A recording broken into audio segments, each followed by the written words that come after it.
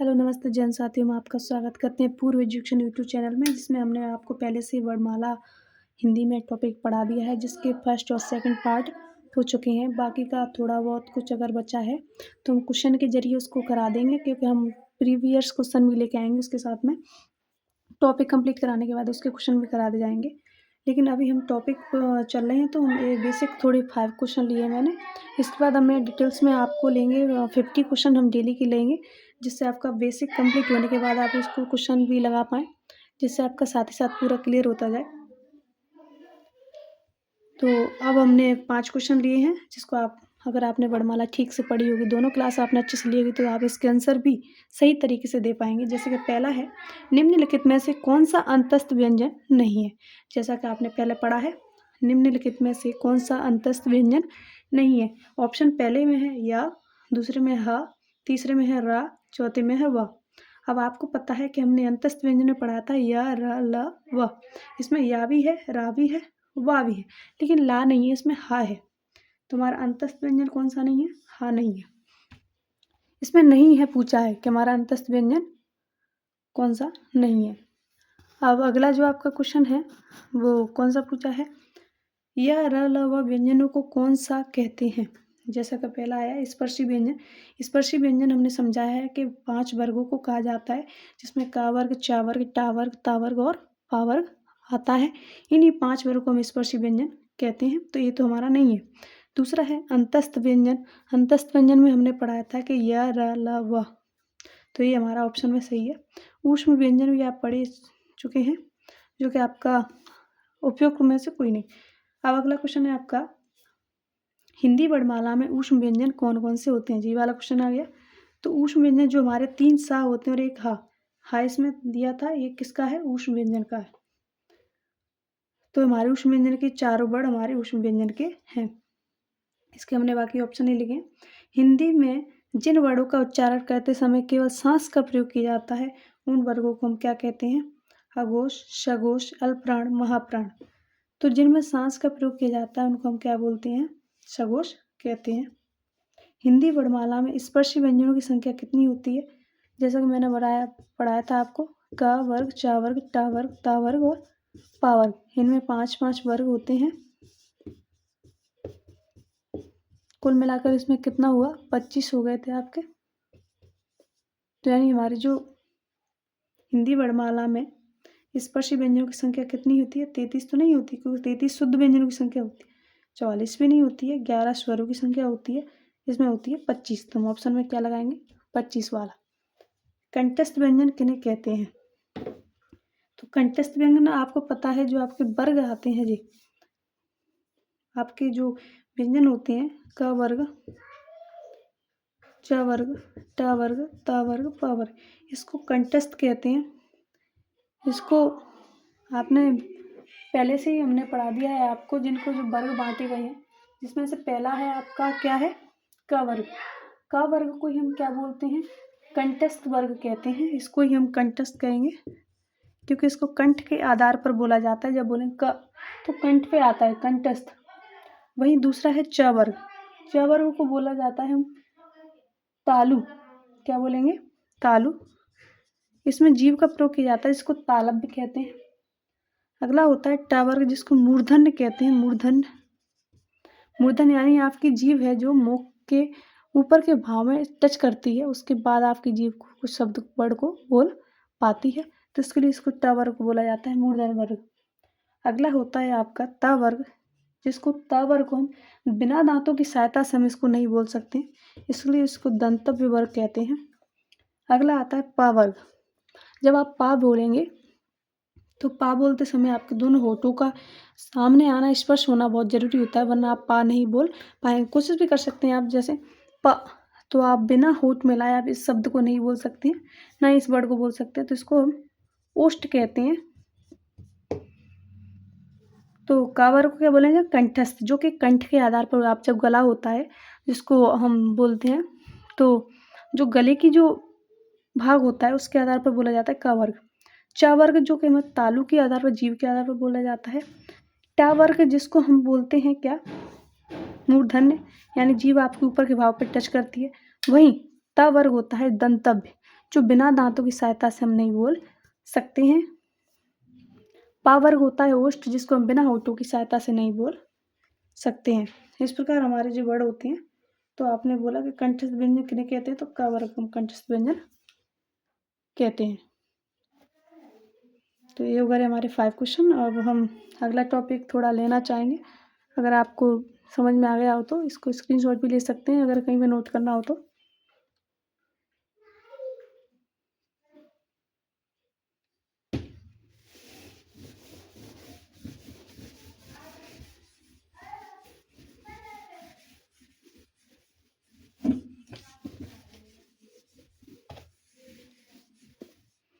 अब अगला टॉपिक हम स्टार्ट करते हैं आपका शब्द का, क्योंकि वर्ड के बाद आपका क्या बनता है, शब्द।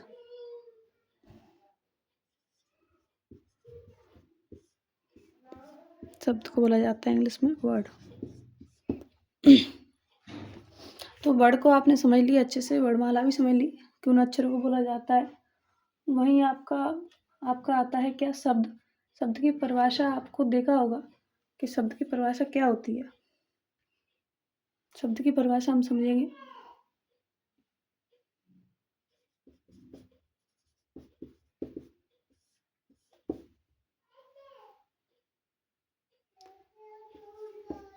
दो या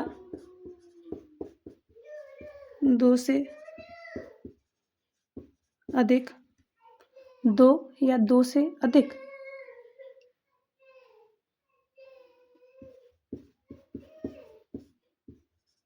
वर्णों के सार्थक मेल को शब्द कहते हैं।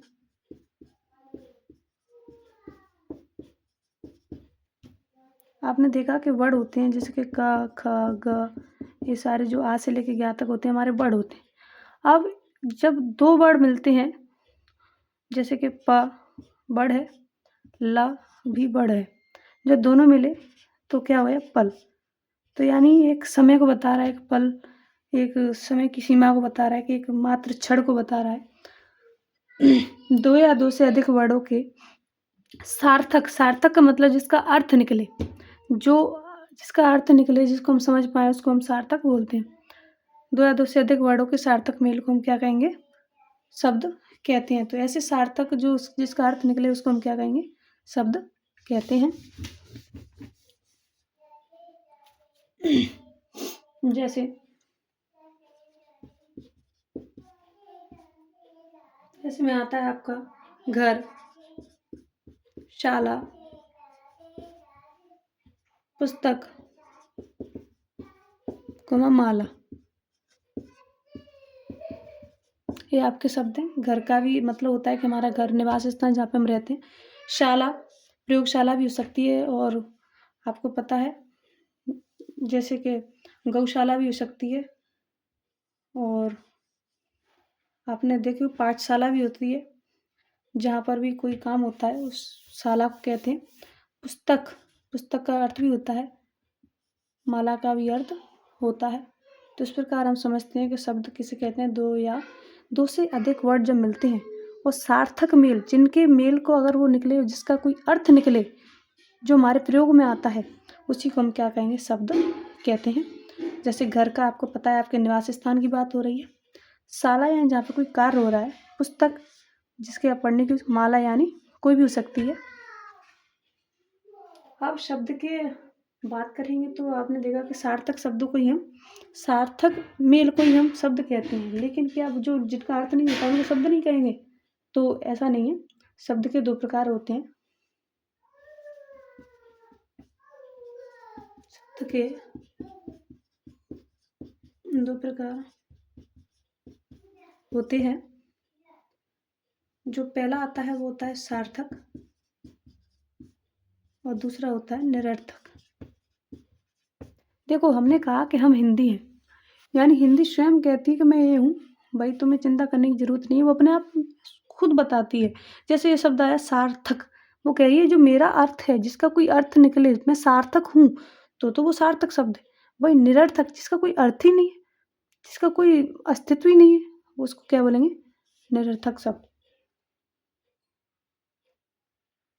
अब आपने देखा, सार्थक शब्द की परिभाषा देखेंगे हम।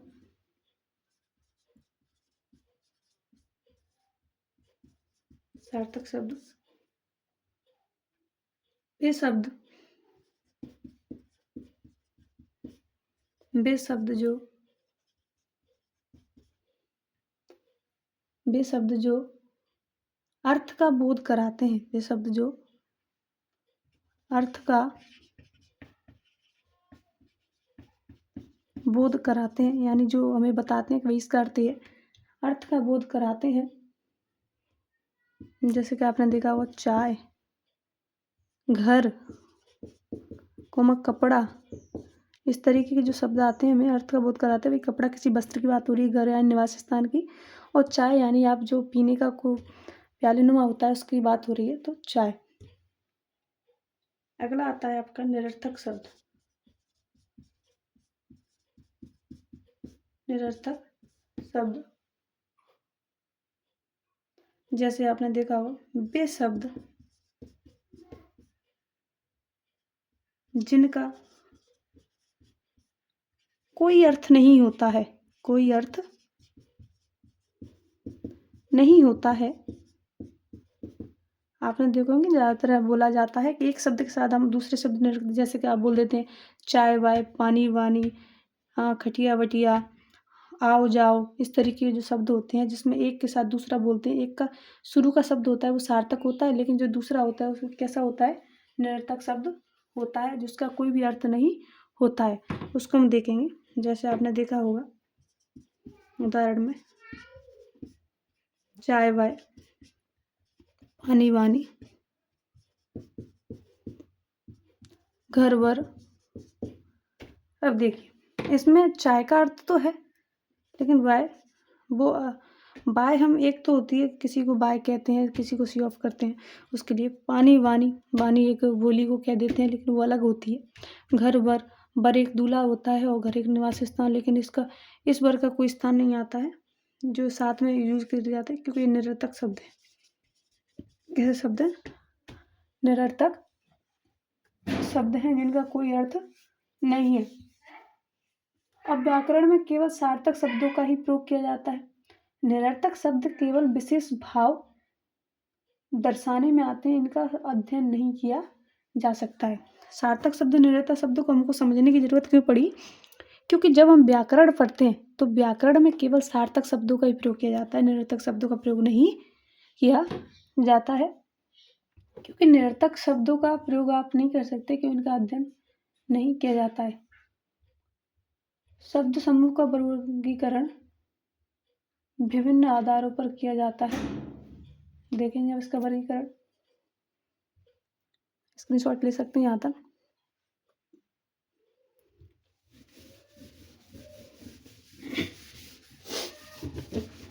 अगर आप शुरू से क्लास से देखेंगे तो आपको कहीं भी डिस्टर्ब नहीं आएगा। आपको क्या करना है, फर्स्ट क्लास देखेंगे सबसे पहले, उसके बाद आपको इस क्लास में आने, डायरेक्ट इस क्लास में आएंगे तो आपको थोड़ा सा समझ में कम आएगा, क्योंकि हम पहले जो पढ़ाया है वो बहुत इम्पोर्टेंट टॉपिक है। तो अगर आप उसको ध्यान से पढ़ेंगे तो बहुत अच्छी बात रहेगी। देखिए शब्द,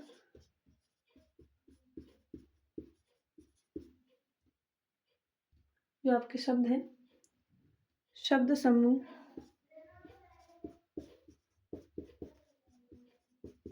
का वर्गीकरण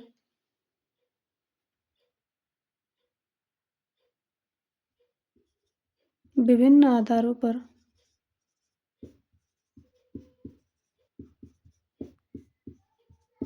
शब्द समूह का वर्गीकरण विभिन्न आधार पर शब्दों के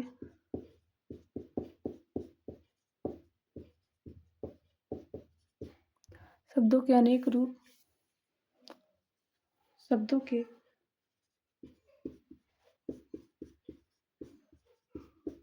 अनेक रूप होते हैं। शब्दों के क्या होते हैं? अनेक रूप होते हैं। यह निम्न है, यह निम्न है। पहला आता है उत्पत्ति के आधार पर। पहला क्या आता है, उत्पत्ति के आधार पर, यानी शब्द की शुरुआत उत्पत्ति कहाँ से हुई। तो उत्पत्ति के आधार पर अगर हम देखेंगे तो शब्द के 3 रूप हुए। उत्पत्ति के आधार पर शब्द के 3 रूप होते हैं। शब्दों को देखेंगे कि भाई इनकी शुरुआत कहाँ से हुई, इनका जन्म कहाँ से हुआ, उत्पत्ति कैसे हुई, तो उसके आधार पर हम शब्दों को कितने भागों में बांटा गया, 3 रूपों में, जिसमें से पहला आता है आपका रूढ़,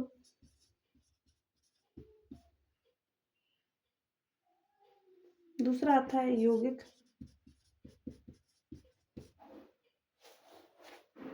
और तीसरा आता है योग रूढ़।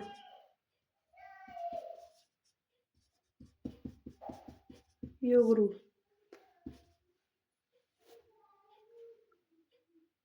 रूढ़ क्या होता है, वे शब्द जो मौलिक हैं, जिन्हें तोड़ा नहीं जा सकता, यदि तोड़ा जाए तो अपना अर्थ वो खो देते हैं।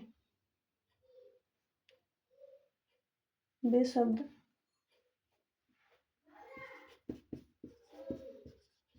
शब्द जो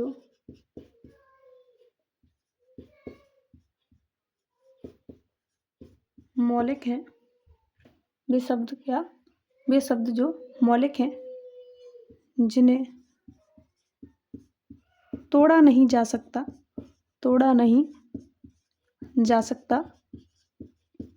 यदि उन शब्दों को तोड़ा जाता है तो क्या करते हैं, वो अपना अर्थ खो देते हैं। वे शब्द जिनको मौलिक हैं, जिन्हें तोड़ा नहीं जा सकता, यदि तोड़ा जाए तो वह अपना अर्थ खो देते हैं। जैसे आपने देखा हो, घर, पानी, ये शब्द हैं। अगर इनमें को हम तोड़ेंगे, जैसे कि घा को अलग करेंगे, रा को अलग करेंगे, तो घा का कोई अर्थ बनना है क्या, कोई अर्थ नहीं दे रहा है। रा कोई अर्थ दे रहा है कि नहीं दे रहा है, क्योंकि ये वर्ड है। अब इसको भी हम तोड़ेंगे तो क्या कर लेंगे, इसको तोड़ा ज़्यादा हम नहीं सकते, क्योंकि तोड़ देंगे तो इसका कोई अर्थ ही नहीं निकलेगा। वहीं जैसे कि पा प्लस नी, इनका कोई अर्थ निकल रहा है क्या, इसका कोई नहीं निकल रहा है। तो ऐसे शब्द जिनको मौलिक हैं, यानी जो बने हैं, जिनको अगर तोड़ा भी जाता है तो उनका कोई अर्थ नहीं निकलता है, ऐसे शब्दों को हम क्या कहेंगे, रूढ़ शब्द कहेंगे। अब जैसे कि वे शब्द जो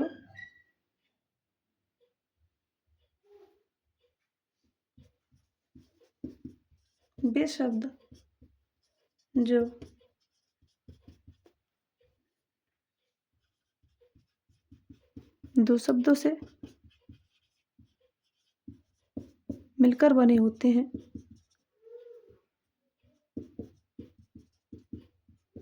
जिन्हें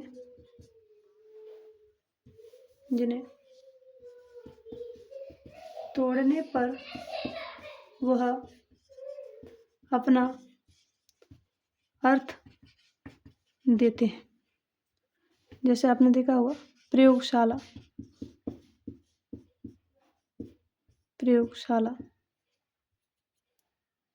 दूसरा है डाकघर।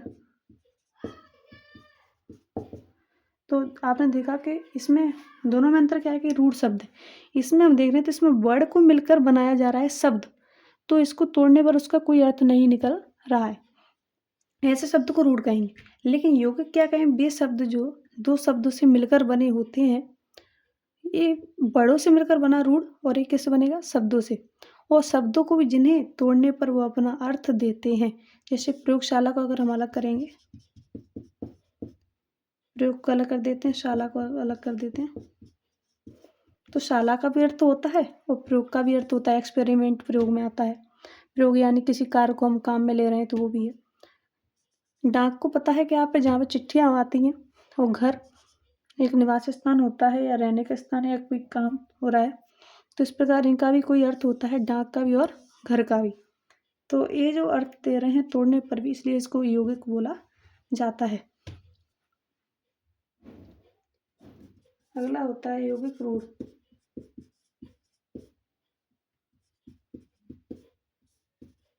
क्या होता है, यौगिक रूढ़। यौगिक रूढ़ में आपने देखा होगा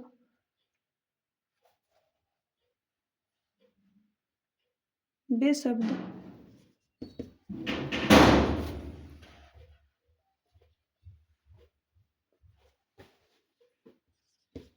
वे शब्द जो वे शब्द जो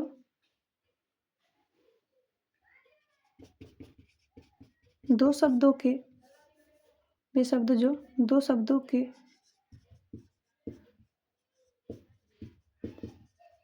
मेल से बने होते हैं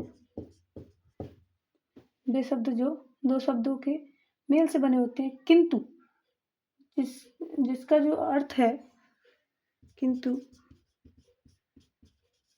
जिनका अर्थ कैसा है रूढ़ शब्द जैसा है जिनका अर्थ रूढ़ शब्द जैसा है इनका अर्थ क्या हुआ रूढ़ शब्द जैसा है। जैसे आपने देखा हो गजानन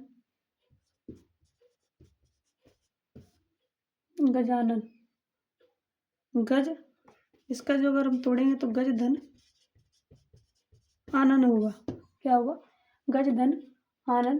तो इसका भी देखो गज का भी कोई अर्थ नहीं है आनन का भी कोई अर्थ नहीं है। तो इस प्रकार जो ध्वनि है इसका अर्थ कैसा देगा ये रूढ़ जैसा अर्थ देगा लेकिन बना तो कैसा है दो शब्दों से मिलकर ही बना है।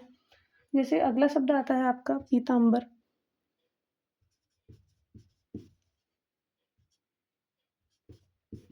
पीताम्बर।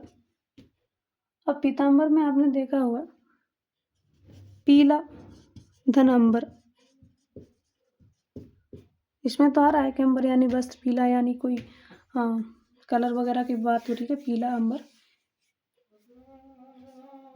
तो इसमें हमारा अर्थ दे रहा है लेकिन ध्वनि कैसी आएगी उसके आधार पर। तो ये हमारे किस उत्पत्ति के आधार पर हमारे शब्द कितने प्रकार हो गए तीन प्रकार के हो गए।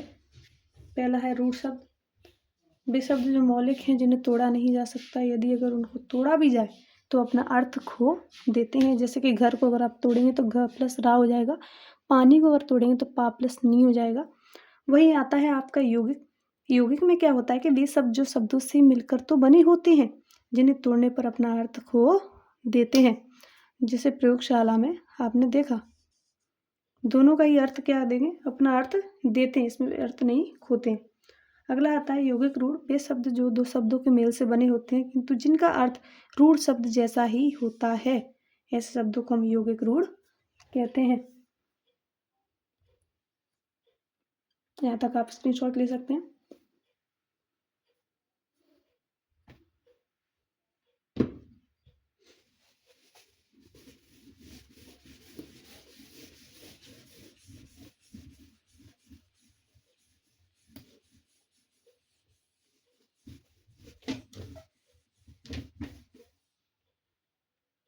अब अगला आता है आपका उत्पत्ति इतिहास के आधार पर यह अगर हम कहेंगे कि उनकी उत्पत्ति के आधार पर तो हो गए लेकिन अगर इतिहास की बात करें तो अगर पूछा जाए कि उत्पत्ति इतिहास के आधार पर उत्पत्ति के इतिहास के आधार पर कितने प्रकार के होते हैं तो ये कितने प्रकार के होते हैं 5 प्रकार के होते हैं। पहला आता है इनका तत्सम दूसरा आता है तद्भव। पहला शब्द आता है क्या तत्सम दूसरा आता है तद्भव तीसरा आता है देशज तीसरा आता है देशज चौथे प्रकार का आता है विदेशज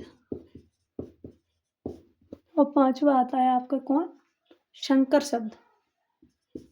पांचवा आता है शंकर शब्द।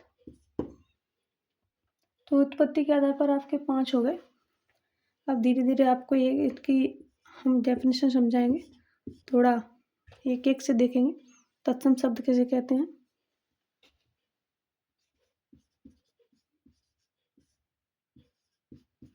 तत्सम शब्द किसे कहते हैं तो जो संस्कृत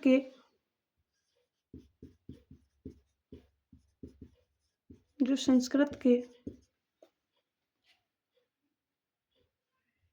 जो संस्कृत के हैं और वो शब्द क्या हैं, संस्कृत भाषा से लिए गए शब्द हैं। जो हमारे तत्सम शब्द हैं क्या है, संस्कृत भाषा से लिए गए शब्द हैं जो संस्कृत के हैं और यथावत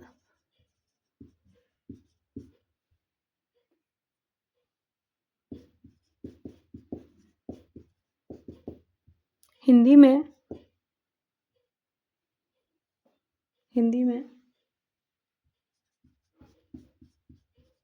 आ गए हैं, जो क्या हो गए हैं, हिंदी में आ गए हैं। जैसे कि आपका देखा होगा श्र,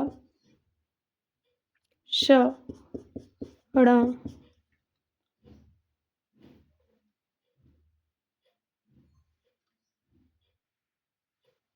तो जो आपने देखा कि जो शब्द जो संस्कृत के रहता है वो तो हिंदी में आ गए हैं। श्र, स, ड़, ये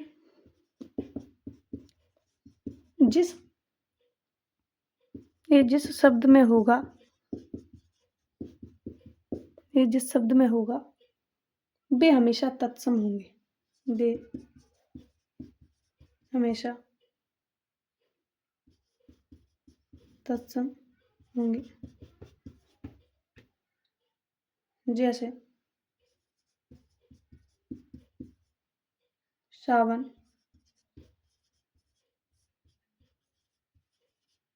दूध संस्कृत के हैं और यथावत हिंदी में आ गए। यानी जो पहले की प्राचीन भाषा, सबसे पुरानी भाषा थी हमारी संस्कृत थी, उसमें जो पहले शब्दों का प्रयोग किया गया, लेकिन बाद में जब हमारी भाषा हिंदी बनी तो उससे जो शब्द उठाकर हमारी हिंदी में रख दिए गए, जैसे कि तैसे, बिना कुछ बदलाव किए।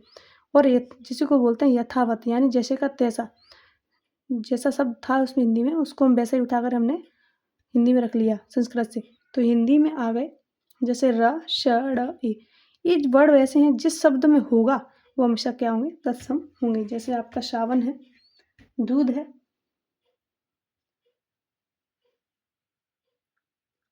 तो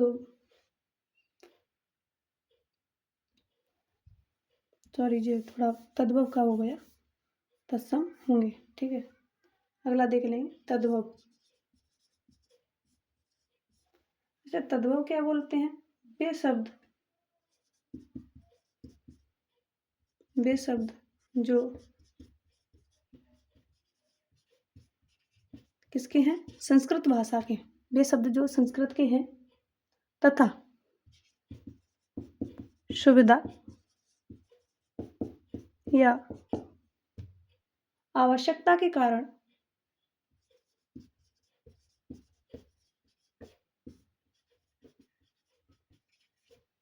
ये शब्द जो संस्कृत भाषा के तो हैं, लेकिन अगर हमने उस संस्कृत भाषा के शब्द हम नहीं समझ पा रहे हैं और हमने अपनी सुविधा और आवश्यकता के आधार पर किस में लिया है, हम हिंदी में लिया है, उनको अपने अनुसार बदल लिया, तो तब सुविधा या आवश्यकता के कारण परिवर्तित होकर हिंदी में आ गए, परिवर्तित होकर हिंदी में आ गए। जैसे आपने देखा होगा सावन, दूध, श्रावण था पहले, हमने सावन कर लिया, और दुग्ध को हमने दूध कर लिया। इस प्रकार हमारे यहाँ तक हो गए। आज की क्लास समय पे कंप्लीट करते हैं, कल हम इस टॉपिक को कल से कंटिन्यू करेंगे। तो आप बने रहिए हमारे साथ। हमारे चैनल की अगर क्लास है जो आप पहले से देखते आ रहे हैं, शुरू से प्रत्येक क्लास को देखिए, और आपकी हम सारी जो भी है समस्या, अगर कोई टॉपिक समझने कमेंट करके बता सकते हैं कि हमको यहाँ पर दिक्कत हो रही है, तो हम आपको वहाँ भी समझाएंगे। तो बने रहिए हमारे पूर्व एजुकेशन पर, हमारे चैनल पर बने रहिए। थैंक यू, धन्यवाद।